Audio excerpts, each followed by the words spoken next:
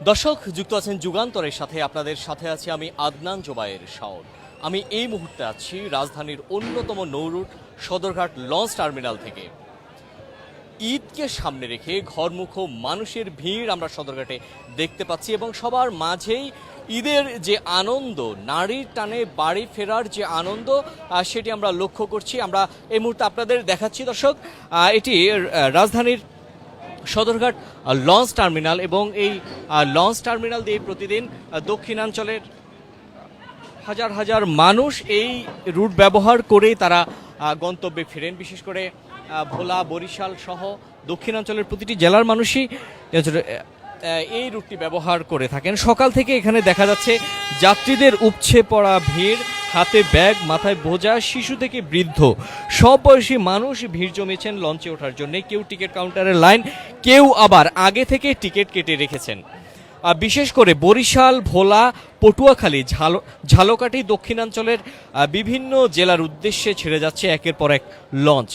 যাত্রীর চাপ সামলাতে অতিরিক্ত ট্রিপ চালানোর কথা জানিয়েছে সংশ্লিষ্ট কর্তৃপক্ষ। দর্শক, আমরা দেখেছিলাম নিরাপত্তার ব্যবস্থা যদি আপনাদের বলি, নিরাপত্তা নিশ্চিত করতে ইতিমধ্যে আইনশৃঙ্খলা বাহিনীর সদস্যদের তৎপরতা আমরা দেখেছি। পুরো সদরঘাট এলাকায় বিভিন্ন স্থানে আইনশৃঙ্খলা বাহিনীর সদস্যরা তারা অবস্থানে আছেন। এই মুহূর্তে দেখছেন সদরঘাট লঞ্চ টার্মিনাল থেকে সরাসরি।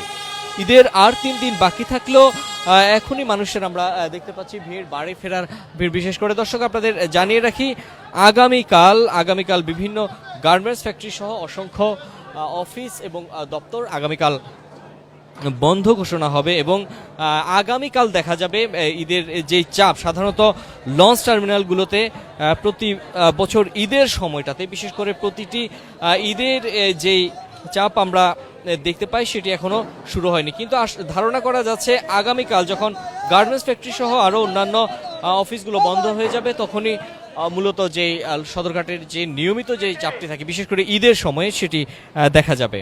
দর্শক, আপনারা দেখছেন বরিশাল এবং ঢাকা রুটের বিভিন্ন লঞ্চ সময়ের অপেক্ষায় আছে। নির্দিষ্ট সময়ে তারা তাদের গন্তব্যের উদ্দেশ্যে সদরঘাট থেকে ছেড়ে যাবেন তাদের লঞ্চটি।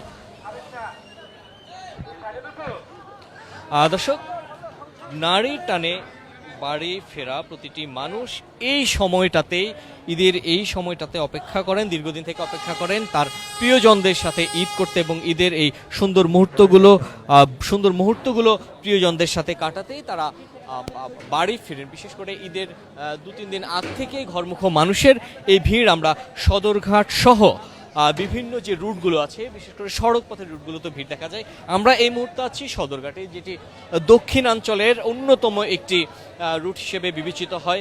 দর্শক, আপনাদের জানিয়ে রাখি, পদ্মা সেতু, বিশেষ করে পদ্মা সেতু হওয়ার পর থেকেই লঞ্চ ব্যবসায়ীরা তারা বলছেন তাদের ঠিক আগের মতো ব্যবসা হচ্ছে না। তবুও তারা ঈদকে সামনে রেখে তারা বিশেষ সার্ভিস চালু রেখেছে। তবে ভিড় কিছুটা ভোগান্তি থাকলেও প্রিয়জনের সঙ্গে ঈদ উদযাপনের আনন্দে যেন সবকিছু ম্লান হয়ে যায় এমনটি বলছেন। আমরা সাধারণ যারা যাত্রী আছেন তাদের সাথে কথা বলেছিলাম, তাদের চোখে মুখে আমরা উচ্ছ্বাস দেখতে পেয়েছিলাম। বিশেষ করে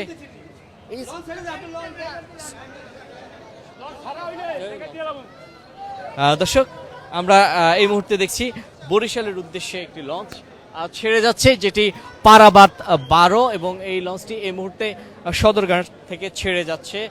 ঠিক ঈদের সময়টাতে যেরকম ভিড় আমরা সাধারণত দেখতে পাই, এখনও সেই ভিড় দেখা যাচ্ছে না। ভেতরে আমরা দেখেছিলাম সাধারণ ডেক যাত্রী যারা আছেন তারা বিভিন্ন মাদুসহ বিভিন্ন কিছু বিছিয়ে তারা বসে অনেকটা স্বাচ্ছন্দ্যে এই ঈদ যাত্রায় রওনা করেছেন বাড়ির পথে। এবং দর্শক, আপনারা দেখছেন এই মুহূর্তে যে নির্দিষ্ট নিয়ম মেনেই লঞ্চগুলো চলছে। আমরা এই ক্ষেত্রে যে অতিরিক্ত যাত্রীর যে চাপ সেটি আমরা দেখছি না।